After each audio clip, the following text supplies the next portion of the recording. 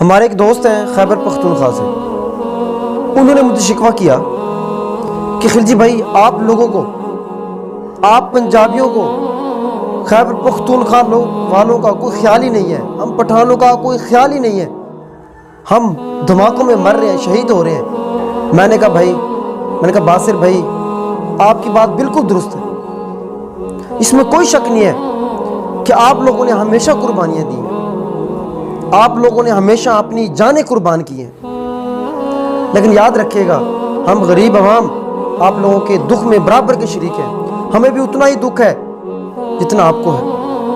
یہ اور بات ہے کہ ہمارے حکمران، خاص طور پہ ہمارے جو حکمران ہیں وہ واقعی